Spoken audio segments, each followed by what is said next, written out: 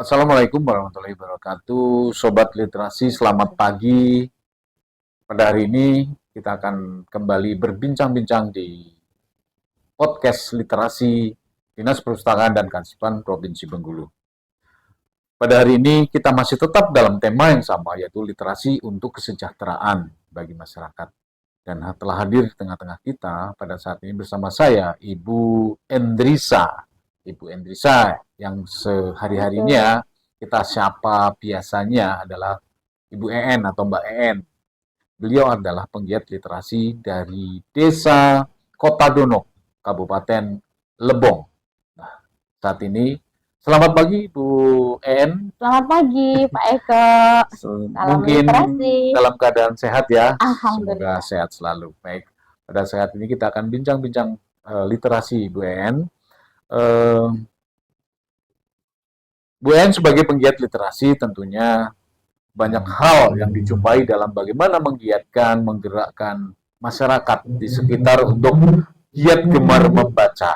Nah, kemudian kiat-kiat Ibu untuk melakukan hal tersebut sehingga bisa dilakukan di Kota Donok menjadi salah satu desa yang katakanlah berhasil dalam program transformasi perpustakaan berbasis inklusi sosial ini. Gimana Ibu? Ya, saya selaku pengelola perpustakaan Desa Lepangsa yang ada di Desa Kota Donok untuk mengembangkan minat baca pada anak-anak, terutama saya fokuskan kepada anak usia dini dan sekolah dasar, karena di desa orang tua masih jarang mau menyekolahkan anaknya ke PAUD, sehingga untuk masuk ke jenjang sekolah dasar mereka ada kesulitan untuk membaca. Jadi perpustakaan saya manfaatkan untuk mengajarkan anak-anak mulai mencintai dulu buku. Nah, alhamdulillah kemarin sudah dibantu nih Pak, 2 kali saya dapat bantuan dari TPBIS program 2023 dan 2024 saya juga dapat bantuan buku lagi 1000 buku untuk anak-anak usia dini dan sekolah dasar. Itu sangat membantu untuk saya mengajarkan mereka mulai dari calistung, mengenal buku, cinta dulu buku.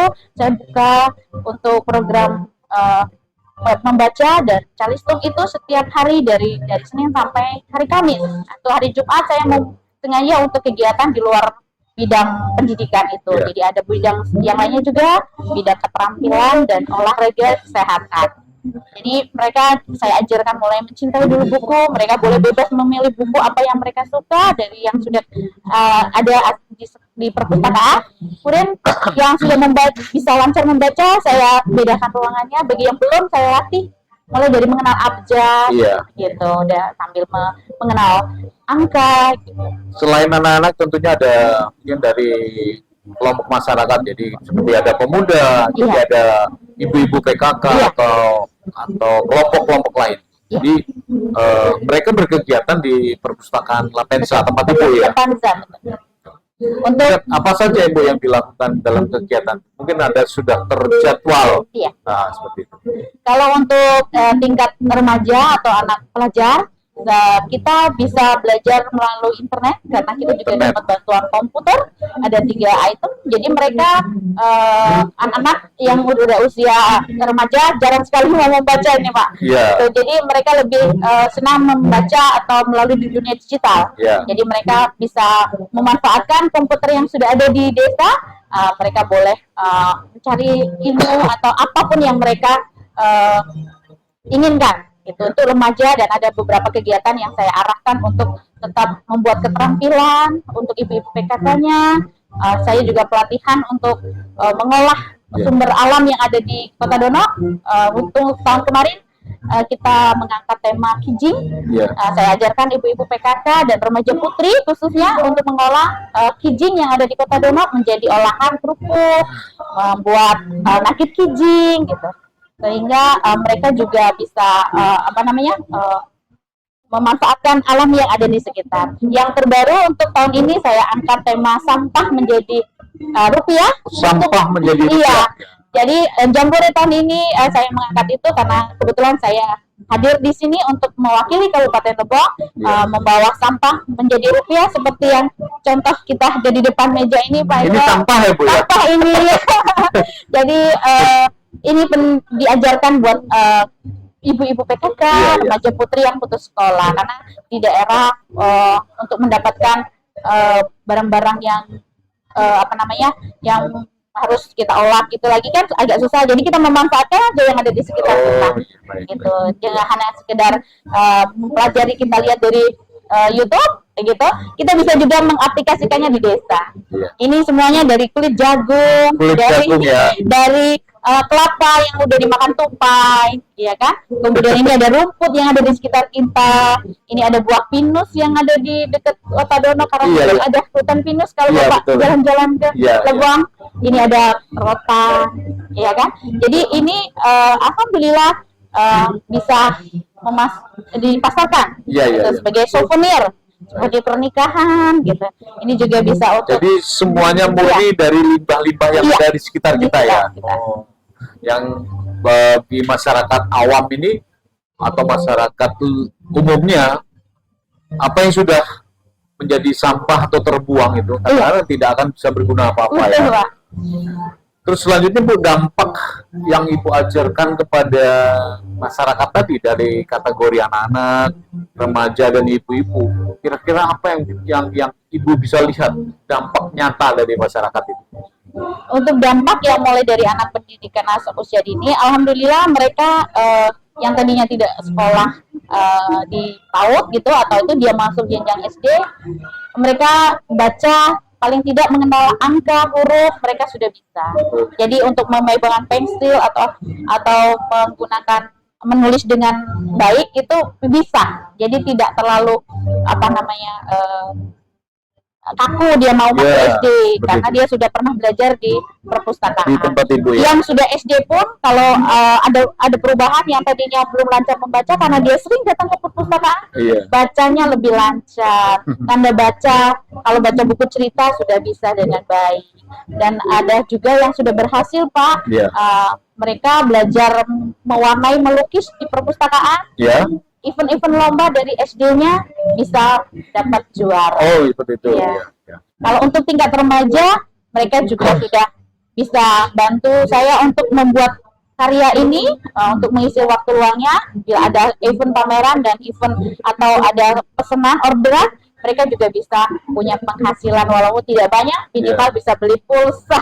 Oh, seperti itu. Ya, seperti itu. Kalau untuk kategori ibu-ibunya gimana, Bu? Ibu-ibunya ya hampir sama. Ibu-ibu lebih senang ke olahan makanan, Bapak. Olahan makanan. Ya, olahan makanan. Jadi kalau olahan makanan ini ibu-ibu lebih senang karena dia lebih apa ya, cepat ya. Kalau ini kan butuh konsentrasi ya. Lumayan kalau Iya. remaja putri mungkin telaten. Kalau ibu-ibu lebih ke pengolahan makanan. Biasanya saya di perpustakaan itu terima juga orderan untuk kegiatan pameran atau biasa pesanan untuk Iya. orang oleh-oleh. Ya. Gitu. Jadi ibu-ibu tetap selalu kalau ada orderan mereka bisa datang untuk membuat olahan makanan tersebut. Ya. Terutama kerupuk kijing. Kerupuk kijing itu seperti selalu hampir setiap bulan ada orderan atau pas lagi mau lebaran itu orderan pasti datang. Tapi saya lihat yang lebih menonjol dari Ibu yang Ibu sampaikan tadi itu lebih banyak pengelolaan limbah-limbah Iya. dibalut dalam kreasi seni Iya, ya, betul. kreasi seni. Iya. Seperti kemarin saya lihat dari Ibu merancang baju Iya, cosplay betul. itu Iya betul. dari apa Limbah plastik Iya, ya. betul. Itu gimana sih Bu Iya. prosesnya? Kemarin itu kan ibu rumah tangga pasti semuanya menggunakan itu. Mulai dari bapaknya yang ngopi ada sampah plastiknya. Mulai dari belanja ke pasar ada sampah plastik kantong belanjaannya. Kemudian mau nyuci ada sampah lagi plastik. Pewangi ini makanya plastik. Jadi ini kalau bertumpuk-tumpuk gini gimana ya, apa idenya? Kebetulan tema 17 ada karnaval. Jadi timbul ide, saya juga lihat di di Di YouTube. karnaval di kabupaten. Iya, di kabupaten Jadi kita ikut. Ibu keluar muncul mengeluarkan hasil produk itu. Wah, Betul, luar betul. biasa. Jadi kemarin saya angkat tema ada tiga tema baju kostum dari plastik, limbah Ya. plastik, ada baju dari kertas kertas bekas fotokopian kan Pak. Kalau kita di kantor-kantor itu saya ambil kan suka ada yang fotokopi nggak dipakai dibuang aja. Iya. Saya minta, saya warnai, saya buat juga baju yang khusus untuk dari kertas bekas fotokopian. Kemudian saya buat juga kertas baju dari daun. Dari daun. Saya buat juga baju dari koran. Saya ajak-ajak mereka yang memang memang mau pentas Iya, untuk iya, karnaval, jadi tidak perlu kita sewa, mungkin di desa tidak ada biaya untuk iya. meminjam baju sewa untuk di salon atau apa, kita Iya. buat sendiri saja. Baik, luar biasa Ibu En. Banyak sekali kegiatan yang sudah dilakukan di perpustakaan Lapensa ya. Lepanza. Lapansa. Lepanza. Ya, ada singkatannya tuh. Oh, Lepanza. Lepanza, Lebo, panutan zaman. Jadi selalu dipanut oleh sepanjang zaman. Lebong panutan zaman. Iya. Oke, Bu, tanya Bu, sejauh ini apa yang Ibu sudah lakukan? Ada nggak support langsung dari pemerintah daerahnya? Ya. Nah, gitu.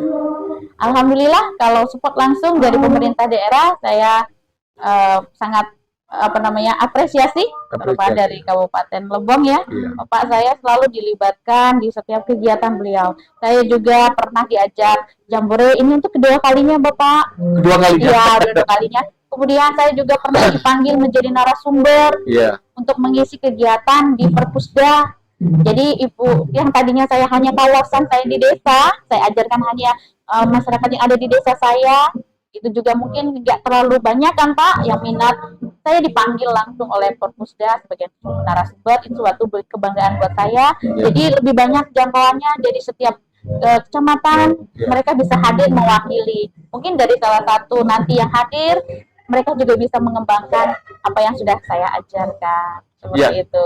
Saya lihat dari data SIM KPI, transformasi perpustakaan berbasis inklusi, Iya, Pak. Kota Donok sudah masuk zona hijau. Wah, luar biasa. Zona hijau berarti nanti Ibu akan mendapatkan tiket gratis menuju Jakarta atau Jogja. Amin, dalam amin, rangka ya PLN nasional ini, Bu. Amin, amin ya Allah. Semoga itu Pak, itu harapannya. Nanti akan tampil kembali Ibu di sana bersama 38 provinsi. Amin, amin. Luar biasa. Mudah-mudahan ini menjadi motivasi buat desa-desa yang lain, kelurahan yang selama ini mati suri atau gimana semangatnya di awal tapi kan berjalan. Nah, berkaitan dengan kegiatan jambore literasi yang diselenggarakan Dinas Perpustakaan dan Kearsipan Provinsi, ini bagaimana menurut Ibu? Aduh, luar biasa. Karena saya sudah mengikuti 2 tahun ya Pak ya. Iya, Ibu. Dan untuk tahun ini apalagi ada dilombakan. Jadi itu bikin tahun kemarin kan enggak ya Pak. Ya, baru eksekusi Bu ya. Ya, eksekusi. Tahun kemarin saya demo masak karena tema saya kemarin memang lebih ke olahan makanan. Saya demo masak waktu itu. Mau bikin olahan dari kijing. Dan waktu itu tidak dilombakan. Betul, ya. Tahun ini dilombakan, jadi saya lebih antusias mempersiapkannya dengan semuanya mulai dari kostum disiapkan. Harapan untuk tahun depan gimana Bu? Harus selalu ada harus nih Pak ya. Jadi kalender tepat ya. Ya Pak, walaupun saya tidak ikut mungkin tidak bisa ikut karena saya sudah 2 kali berturut-turut. Kemarin saya juga dapat berita dari Dinas Perpusda bagi yang sudah ikut jambore untuk tahun yang kemarin, mungkin tahun ini kita rolling katanya seperti itu. Waduh, ya wis lah gitu. Tapi ternyata tidak, karena waktu itu tidak dilombakan katanya. Jadi Pak EN masih punya kesempatan gitu. Alhamdulillah. Jadi saya sangat bersyukur bahwa APLN tetap ada. Harapannya ke depan tetap selalu diadakan Pak. Dilombakan biar nanti walaupun orangnya berganti, paling tidak mereka muncul, mereka bisa melihat karya teman-teman kita yang ada di daerah lain.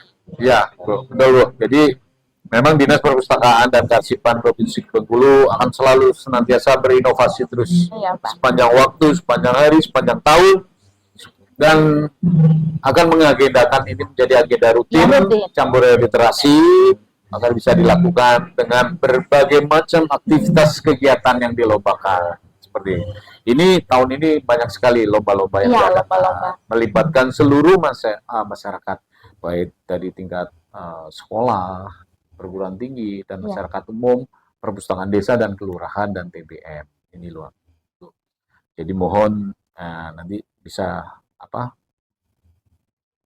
agar ini didoakan supaya kegiatan ini terus berkelanjutan dan kita akan mungkin ada lomba-lomba nanti untuk pengelola perpusnya. Mungkin ada. Kalau ini kan ininya hasil karya mereka, tapi ini profilnya mungkin ada seperti itu. Jadi mungkin ada buat semangat mereka. Iya. Karena kalau pengelola desa kan Pak, ya notabene mereka Hmm. honornya tidak ada. Jadi kalau diajak sama dari Perpusda pasti dia bangga Ya. ikut. Selanjutnya nih Bu, terakhir nih Bu, harapan Ibu sebagai penggiat literasi, terutama di kabupaten ya, Kota Dono, ini terhadap masyarakat, terutama generasi muda, bagaimana supaya mereka betul-betul cinta terhadap dunia membaca dan Ya, perpustakaan. harapan saya ke depan ingin anak-anak muda ini lebih melek literasi gitu. Jangan anggap perpustakaan itu hanya tempat membaca saja. Semua kegiatan yang positif bisa kita lakukan di sana. Tidak hanya kita hanya mendapat ilmu, mereka juga yang berpotensi bisa memberikan ilmu kepada yang lainnya. Jadi banyak program, selalu bantuan untuk ke desa, Pak. Kasih spot terus ke desa. Kalau desa ini terus dibantu, dibimbing, dikasih bimtek, itu pasti pengelola perpustakaan itu akan jadi lebih percaya diri, Pak. Gitu. Karena untuk mengadvokasi masyarakat, mengadvokasi kepala desa atau pejabat yang lain, kalau kitanya sendiri tidak ada muatan atau tidak ada potensi, mungkin mereka akan minder gitu, mau gimana mau mengadvokasi Pak Kepala Desa sementara ilmunya nggak bisa, seperti itu. Jadi bimtek terus bantuan arahan itu tetap selalu diarahkan untuk pengelola dan masyarakat di desa kita. Baik Bu, terima kasih atas waktunya, atas bincang-bincangnya dan keikutsertaan Ibu mewakili Kabupaten Lebong, terutama Kota Donok, perpustakaan Lepanza yang sudah begitu eksis untuk pengembangan literasi di tempat Ibu dan juga mewakili Provinsi Bengkulu. Terima kasih atas bincang-bincangnya, Sobat Literasi. Demikian perbincangan kita dengan narasumber kita yang super luar biasa. Semoga di masa yang ke depan bisa lebih baik, lebih eksis dan inovasi. Terima kasih, sampai jumpa. Selamat pagi. Salam literasi untuk kesejahteraan.